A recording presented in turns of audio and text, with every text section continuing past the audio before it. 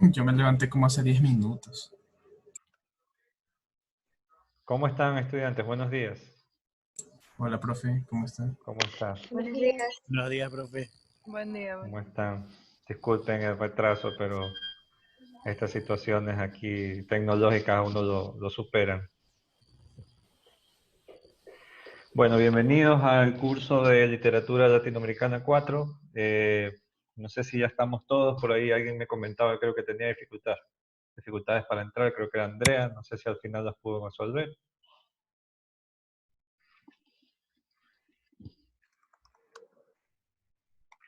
Bueno, en todo caso, les voy a pedir que silencien sus micrófonos por lo pronto para yo poder hacer la presentación formal del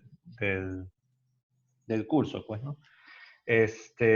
Bueno, tenemos una sesión que realmente es un tanto corta, tenemos apenas 25 minutos de sesión. Las sesiones duran 40 minutos, por lo que permite el Zoom que toma la universidad, así que trataré de ser lo más sucinto posible en cuanto a los contenidos fundamentales de la asignatura. Hoy es básicamente una sesión, como les digo, informativa. Daré unos cuantos lineamientos básicos sobre el trabajo virtual. Explicaré algo del programa, que por cierto les recuerdo que todavía el syllabus está en proceso. Yo igual les voy a compartir en un momento la pantalla para que vean que el syllabus en efecto se está trabajando. Ha sido una semana bastante caótica por la salida de bueno, ustedes saben, pues, ¿no? La salida de la comisión gestora, la, las últimas decisiones del gobierno de recortar el presupuesto a las universidades. Bueno, parecería que todo el tiempo estamos en esta lucha, ¿no? Con algún tipo de situación que pone en riesgo la estabilidad universitaria. Pero bueno, el reto también es ese, pues, ¿no? Tratar de formar comunidades de estudio y con el propósito de superar, ¿no? Todas estas eventualidades. Bueno, voy a pasar a proyectar una presentación que tengo elaborada.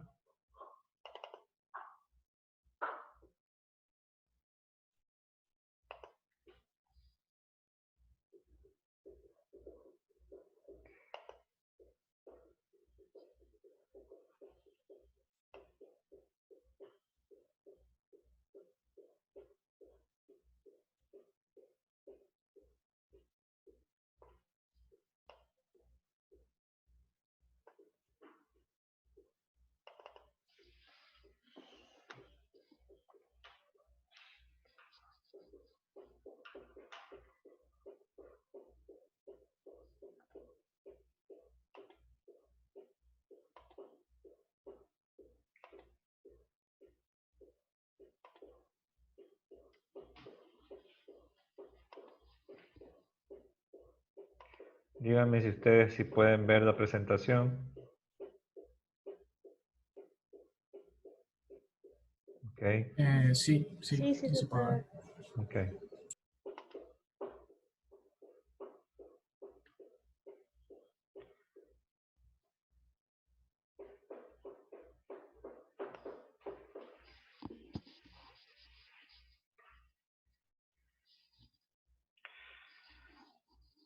Bueno, voy a hacer la descripción, la breve descripción del curso. El curso de Literatura Latinoamericana 4 implica un recorrido por los movimientos literarios más representativos de la mitad del siglo XX, principios del siglo XXI y lo que llamamos la América Latina contemporánea, a modo de visión general de los cánones y las nuevas voces de la literatura. Tengo entendido que ustedes ya vienen pasando por una Latinoamericana 3, que bueno, de lo que vamos a conversar en la segunda parte o en la segunda sesión de esta clase, un poco para cruzar conocimientos, cruzar más que nada obras o referentes que ustedes ya posean y aspectos que ya de pronto hayan trabajado para tratar de no repetirnos en cuanto a temáticas y tratar de sacar el mayor provecho a este nivel, pues nuestra literatura latinoamericana 4, que se entiende que es el último escalón dentro de toda esta evolución literaria que va desde las literaturas, me imagino que las literaturas originarias hasta lo que es la literatura contemporánea. Pero bueno, eso es algo que lo iremos conversando en la segunda parte del curso. Sí me gustaría que de pronto alguien haga las veces de secretario o secretaria y cualquier tipo de pregunta, cualquier tipo de cuestión que quieran ir manifestando mientras se expone la descripción del curso, me la hagan saber, pues, ¿no? Bueno, este curso desarrolla o tiene como eje central el estudio de la heterogeneidad constitutiva de la literatura latinoamericana. Hablar de literatura latinoamericana no se puede hacer en el sentido de hablar como de un sector o de una literatura que esté completamente reconocida como un germen homogéneo. O sea, la literatura latinoamericana no se puede decir que ha sido un proceso o una evolución homogénea, sino más bien se ha dado de manera diversa, dependiendo de los diferentes contextos locales y las coyunturas históricas que condicionaron la producción de determinadas obras. Entonces, partamos primero del hecho de la difícil definición del concepto de literatura latinoamericana como un solo concepto que engloba a un conjunto determinado de obras que se producen en un contexto determinado. Entonces, de por sí, uno de los propósitos del curso será entender a qué se debe un poco esta heterogeneidad del concepto de literatura latinoamericana. Y también poner en juego que no existe un solo modelo crítico o un solo modelo de análisis crítico que sea el ideal para analizar cualquiera de estos movimientos literarios que se producen, como les digo, a mitades del siglo XX, XXI y lo que se llama literatura moderna. Habrá un conjunto de refuerzos teóricos que nos llevan un poco a trabajar también este concepto de lo que nosotros entendemos literatura, que en realidad responde también a los procesos, a los mismos procesos históricos, incluso al canon imperante de la época, ¿no? Entonces, tomar en consideración que al hablar entonces de literatura latinoamericana no hablamos de un proceso homogéneo, sino totalmente de algo diverso. Entonces, esta perspectiva le ofrece al estudiante la posibilidad de establecer una correlación entre los principales sucesos, ya sea el contexto sociocultural y la literatura, en el espectro de los países latinoamericanos, como también el lugar que ocupa dentro de la literatura universal. Es innegable que mucha de esta literatura, o mucho de lo que se produce en Latinoamérica, está directamente relacionado o es cruzado por diferentes momentos en que se vive en Latinoamérica, producto de lo que fue, históricamente hablando, lo que fueron las posguerras, los conflictos políticos al interior de cada región de Latinoamérica y obviamente la manera en que se vincula la cultura con otras culturas de otras latitudes, ¿no? Entonces, como les decía yo, el objetivo general del curso será problematizar el concepto de literatura latinoamericana como una construcción homogénea, a fin de analizar las posibilidades y limitaciones de tal definición. Para lograrlo, se necesitará promover la discusión en el aula a fin de distinguir la heterogeneidad propia de la identidad cultural latinoamericana. Es obvio que cuando hablamos de cultura latinoamericana no podemos hablar de de una forma, como decir, clásica o típica para caracterizar lo que es Latinoamérica, pues, ¿no? Partiendo del hecho de que, a pesar de que todos compartimos una lengua común, desde la misma lengua, nuestro lenguaje o nuestros códigos son diversos, pues, ¿no? O sea, ya lo planteaba en algún momento García Márquez, que nosotros podríamos fácilmente un curso de lengua con gente de otras latitudes o otras de Latinoamérica podría tardarse horas en tratar de definir palabras que son utilizadas de distintas maneras en distintos contextos, ¿no? El objetivo general se desprende de dos objetivos específicos. Uno que será desarrollar una postura crítica a partir de la lectura de textos literarios y su relación con el contexto cultural latinoamericano. Es importante que cuando hablamos de una postura crítica, entendamos que tomar una postura no implica simplemente la lectura de un texto y enunciar lo que nosotros creemos o lo que nosotros pensamos sobre este material, sino también hacer un acopio de literatura teórica o de refuerzos teóricos que un poco nos lleven a determinar eh, que, que existen diferentes tipos de modelos críticos que nosotros podemos incorporar en el análisis de los textos literarios y que ninguno tiene, por decirlo así, prevalencia sobre el otro.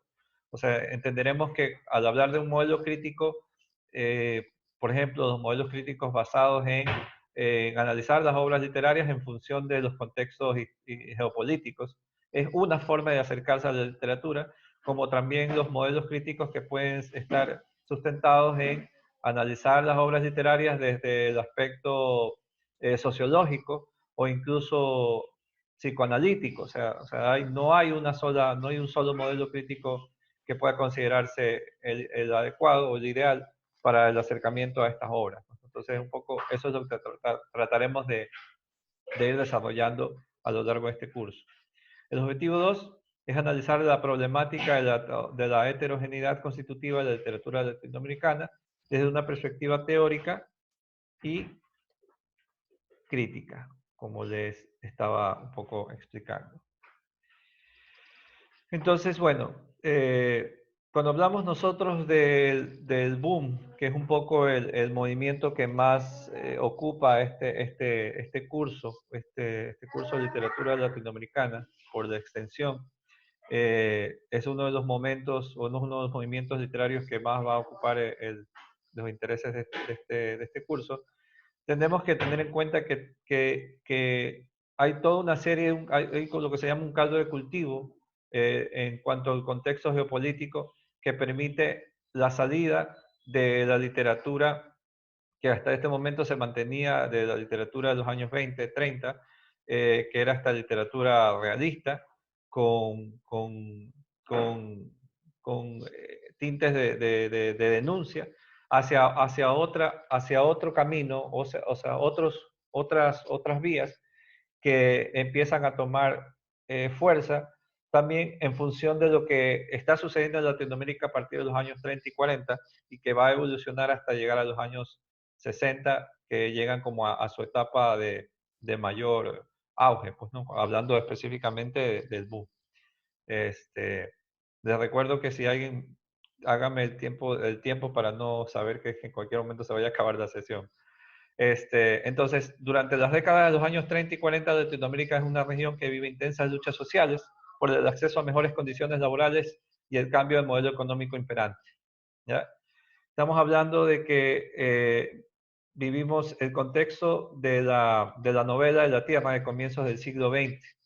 Entonces, los antecedentes de la explosión de creatividad narrativa que van a producirse en Hispanoamérica a partir de las décadas de los 40 y 50 se encuentra en el paso de la literatura regionalista, criollista y costumbrista de temática que podríamos denominar local a otra más universal. Entonces, esto es un poco el contexto en el que el boom tendrá que ir haciéndose camino, pues, ¿no?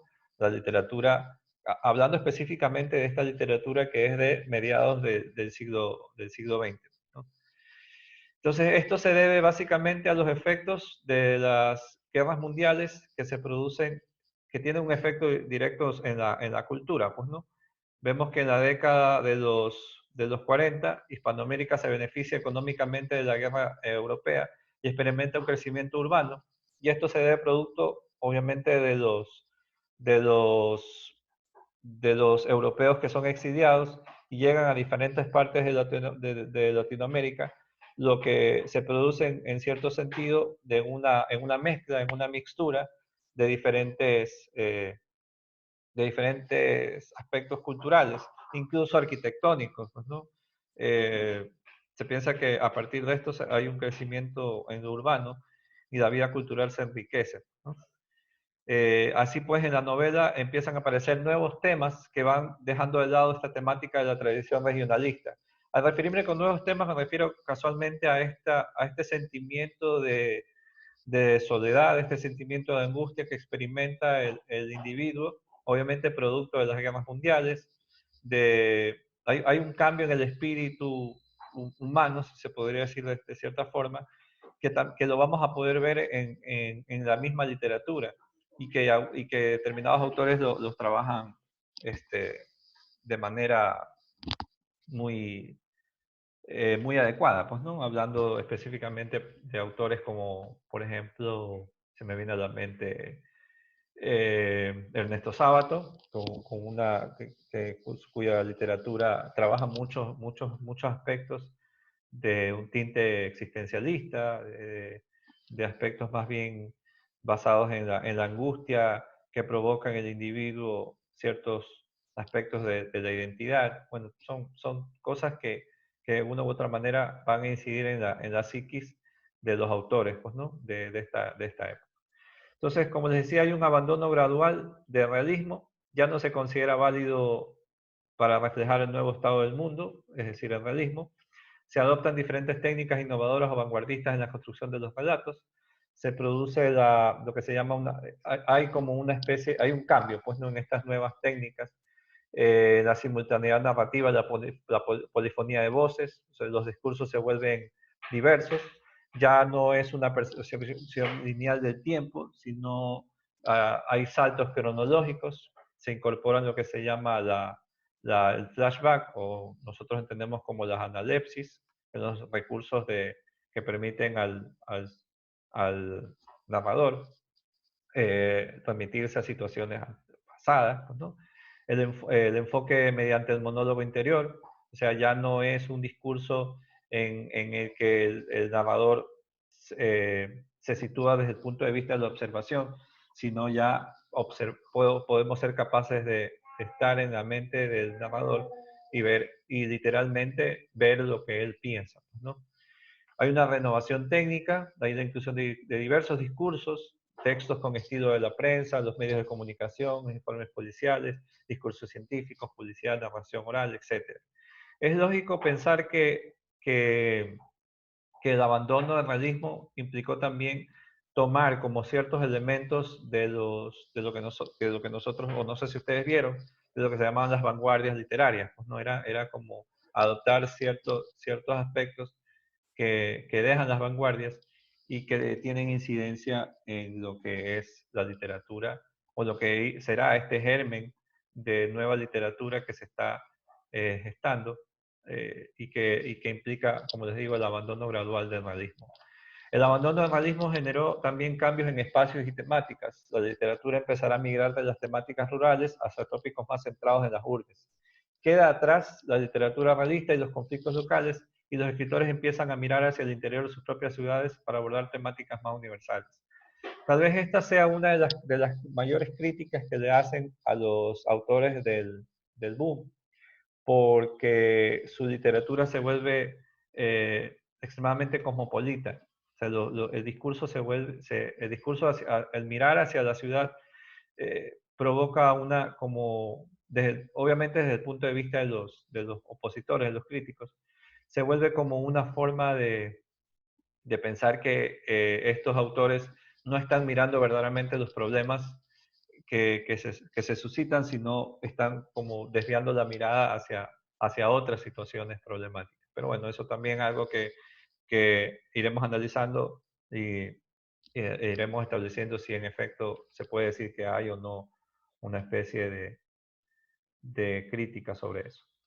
Entonces, sabemos que el abandono del realismo implica la irrupción de una posibilidad o una nueva forma de leer la realidad, que nosotros la conocemos muy bien como el realismo mágico, que plantea una posibilidad muy adecuada para tratar la realidad sudamericana, muy distinta a la europea, por la pervivencia de lo mágico, maravilloso y las peculiaridades de cada región. Ya veremos en el proceso que cada autor, de una u otra forma, al escoger la manera en que observa su contexto, su realidad, habrán ciertos elementos generales o ciertos elementos diríamos comunes, que harán que estos autores compartan. Y uno de ellos es el recurso del realismo mágico, que es básicamente una representación compleja del mundo que admite al mismo nivel lo racional y lo real, lo onírico y lo fantástico.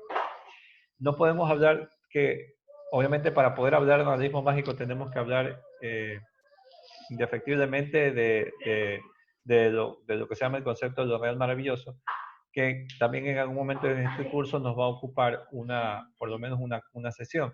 Casualmente la próxima clase tendrá que ver con esto, pues, ¿no?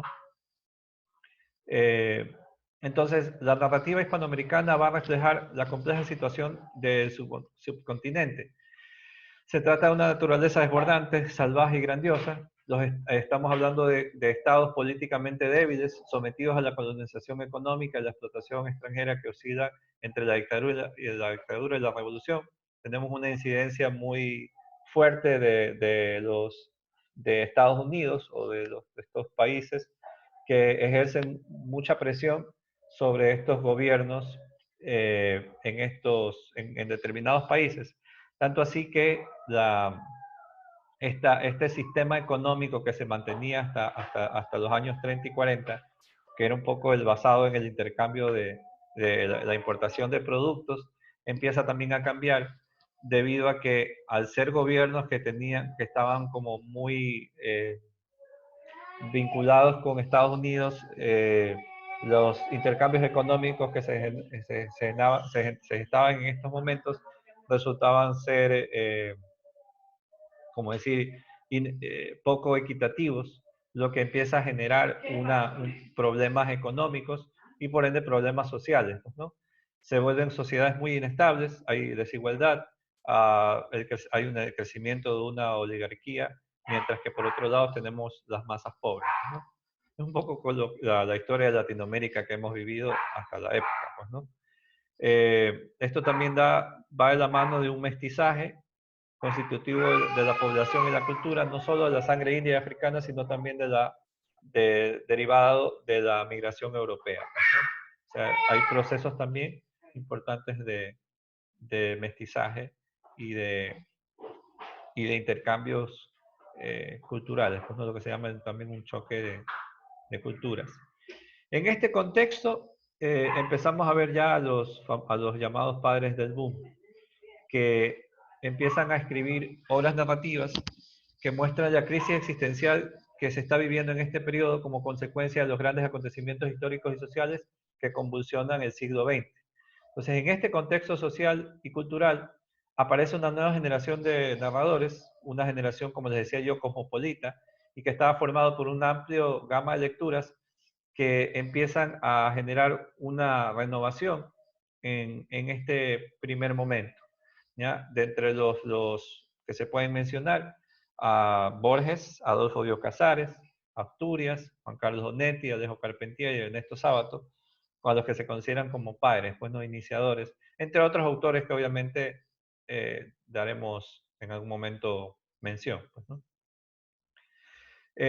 Ya llegando prácticamente hemos pasado los años 30, los años 40, a llegar a los años 50 ya hablamos de un momento en el que tenemos políticamente hablando, geopolíticamente hablando también, modelos que se encuentran en pugna y que también van a incidir sobre el aspecto cultural de los países de Latinoamérica.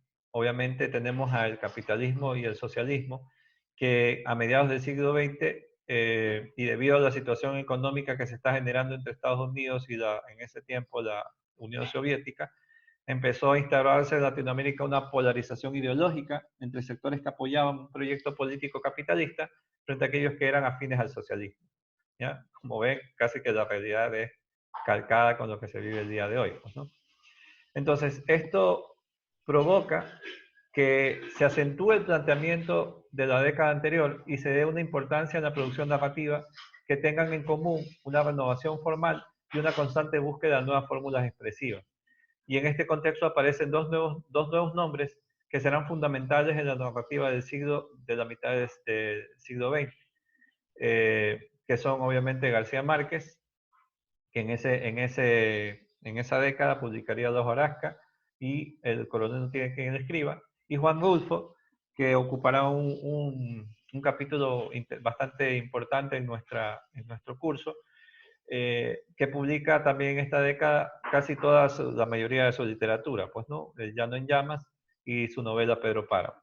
Nosotros nos ocuparemos de estudiar, para los propósitos del curso, lo que es la obra del Llano en Llamas. Y bueno, ¿qué evento podríamos decir como evento histórico que posibilita que el boom empiece a tener como mayor incidencia a nivel de Latinoamérica y también a nivel de otras latitudes? Casualmente, el punto de inflexión que marcaría esto sería la Revolución Cubana de 1959, que se entiende que fue el derrocamiento de las dictaduras que eran apoyadas por Estados Unidos. Sabemos que, bueno, quienes conocen un poco de historia del mundo, hasta ese momento se establecía una dictadura llevada a cabo por Fulgencio Bautista y que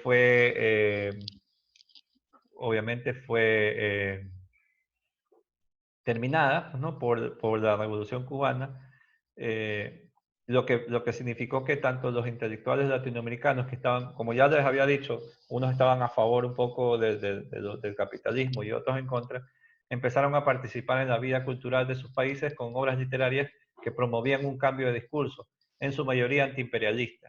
Es decir, la Revolución Cubana fue, como decíamos, el punto de inflexión que permitió esto. Y de esta manera se empieza a afianzar en los años ya 60 lo que nosotros ya entendemos como el boom latinoamericano. Hay que también entender que esta etiqueta de boom, dice José Donoso en su texto Historia Personal del Boom, que más bien respondió a unas cuestiones más bien como de marketing. O sea, hay mucha crítica sobre que el concepto más bien era como una etiqueta como para hacer marketing de este momento literario. Otros hablan de que sí es una etiqueta válida, mientras que otros la critican, pues, ¿no? Entonces, hay un texto que es fundamental para este estudio, que será el texto de José Donoso, Historia Personal del Boom, del que, por cierto, no lo tengo, pero estoy haciendo todo lo posible por conseguirlo. Si alguien de ustedes lo tiene en digital, se lo agradeceré un montón. Estoy tratando igual de ver si lo consigo, por lo menos lo compro por medio digital, pues, ¿no? Pero es un texto que será importante para entender casualmente las principales características de lo que será este momento literario del boom, pues, ¿no? Entonces, él dice que, bueno, cuáles son los diferentes aspectos, los diferentes factores que condicionaron este boom o este auge del boom latinoamericano. Uno de ellos ya se mencionó, que es la Revolución Cubana, que supuso la adhesión de los intelectuales hispanoamericanos que quisieron ver en este acontecimiento la posibilidad de liberación de los pueblos americanos frente a los poderes extranjeros representados por Estados Unidos. Entonces, como que muchos de los intelectuales de la época se aunan o se adhieren a estos deseos de un poco de liberación de los pueblos de Latinoamérica frente a los poderes colonialistas, ¿no? representados por Estados Unidos. Otra situación que posibilita el auge de este movimiento es que casualmente por esta situación de que muchos autores estuvieron a favor de estos movimientos revolucionarios, eso los obligó a muchos de estos autores a vivir en el exilio, ya sea voluntariamente o porque definitivamente fueron literalmente exiliados de sus propios países, lo que permitió una visión a distancia de la realidad latinoamericana y compartir experiencias vitales más o menos cercanas y participar de un nuevo proceso de transculturación. A pesar de que esto es lo que se podría considerar como uno de las condiciones, uno de los factores que posibilitan el afianzamiento del boom, también se critica que esto haya significado que muchos autores fueran criticados porque no estaban, o sea, es decir, su mirada era distante, pero al mismo tiempo, como decir, no estaban ellos viviendo específicamente lo que estaba sucediendo en la realidad inmediata, sino que ellos desde la distancia solamente escribían desde lo que podían saber de lo que sucedía desde afuera, pues, ¿no? Entonces, bueno, son posiciones un poco que criticaban y otros apoyaban, pues, ¿no? Estos factores. Plantea Donoso que en principio los escritores jóvenes tuvieron dificultades para hacerse conocer y conocer la obra de otros escritores. Esto permitió que se crearan espacios en el que estos nuevos valores literarios pudieran intercambiar opiniones y puntos de vista y experiencias literarias para ir ya dándole forma a este nuevo momento, pues, ¿no? Es así que se organiza en Chile en 1962 el Congreso de Intelectuales, que permitió que muchos de estos autores jóvenes se dieran a conocer. Esto le lleva a Donoso a plantear que cuando nosotros vayamos a hablar del boom, es algo anecdótico porque no se puede hablar de un boom como un fenómeno colectivo. A pesar de que un grupo minoritario de escritores se conocían entre sí, habían otros que no se conocían. Entonces, no se puede hablar de un fenómeno colectivo porque ni tampoco un fenómeno cronológico, porque no todos los autores pertenecen un poco a los mismos años. Entonces, eso lo iremos viendo también en el proceso de esta asignatura. Como les decía, de esos escritores que se mantuvieron unidos, de esos escritores que mantuvieron una relación cercana, esto también permitió que el boom se pudiera afianzar porque de una u otra manera estos escritores pudieron compartir un objetivo común y que era casualmente la internacionalización de la novela, hacerla más cosmopolita, utilizando todo tipo de recursos narrativos en la ficción. Y para ello fue necesario reestructurar los mercados editoriales que existían o crear nuevos mercados editoriales, considerados, obviamente, los que existían ya eran obsoletos y raquíticos, pues, ¿no? Y aparte, se necesitaba encontrar un tipo de lector que sea menos conformista y más preocupado por lo universal que por lo local. Entonces, Donoso habla obviamente de toda una serie de factores que confluyen para que el llamado boom pueda confluir o pueda afianzarse, tal como lo hemos conocido hoy en día, pues, ¿no? De esto se entiende que derivan unos grandes temas, pero esto quedará en continuación, obviamente, porque será algo que iremos trabajando en el proceso para ir ubicando cómo en estos textos, en estas obras, se puede ubicar esos grandes temas que son comunes en algunos de esos casos y que forman parte de lo que nosotros entendemos hoy como este boom latinoamericano, ¿no? Esto quedará en continuación, to be continued. Bueno, hasta aquí un poco lo que es el ámbito general. A nivel de programa, como les he mostrado, bueno, voy a mostrarles aquí el syllabus que está en proceso de elaboración. Sí quiero, por ejemplo, mencionar, bueno, cuestiones puntuales de la asignatura. Creo que ustedes ya saben más o menos cómo es la mecánica. Hay dos parciales. Todo lo que tiene que ver con presentación de algún proyecto, control de lectura, presentación de un ensayo, el 10% de la calificación. Hay un examen final, un examen de medio término que le llaman, que es el primer parcial, que corresponde al 20% de la nota. Y obviamente la participación, ya sea en los foros o en los talleres que se realicen en Moodle, Zoom o incluso a través del mismo WhatsApp, que ya en algún momento sabemos utilizarlo también para elaborar también nuestras participaciones. Y trabajos en grupos, que no faltarán también los trabajos en grupo que corresponden al otro 10%. Ustedes saben que el primer parcial corresponde a un 50% con una nota de sobre 10 Y el segundo parcial, de igual forma, con un examen escrito, la presentación de un ensayo, un aporte, y la participación en los talleres y los trabajos grupales con una nota del 20% que corresponden al otro 50%. ¿Cuáles son las actividades que como docente estoy obligado a realizar? Las clases magistrales sobre los temas asignados, ya sea a través incluso a través del Facebook, podría hacerlo, en caso de que el Zoom no sea una herramienta que nos beneficie.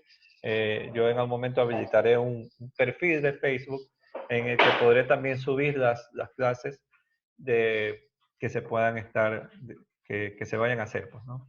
Tomando en cuenta por la dificultad en cuanto al tiempo que dura las sesiones de Zoom, pues, ¿no? Elaboración de videos o presentaciones explicativas. Pondré en juego todas mis habilidades como creador de contenidos. Mandaré por ahí uno que otro video, unas presentaciones así, talleres, presentaciones en PowerPoint que sean un poco más elaboradas, explicativas sobre los contenidos. Ustedes saben que yo soy más dado a, más que literato, soy más pedagogo, entonces es más, acostúmbrense a que siempre estén recibiendo de mí por lo menos presentaciones o materiales que trato de que sean lo más claros posibles y de fácil manipulación, pues, ¿no? Obviamente mi función también es analizar con ustedes cada texto o artículo asignado para su lectura, revisar los ejercicios de redacción que se elaboren y detectar problemas lingüísticos relacionados a la escritura, que en eso, bueno, también tenemos, si muy bien recuerdo, Roger es un miembro activo del SEAT, por lo que también puede ayudarnos en esta tarea. Las actividades autónomas de parte de ustedes, obviamente leer cada artículo. Hay una serie de artículos que son como de cajón y otros que son sugeridos, que se pueden ver aquí. Bueno, esto, como les digo, estas son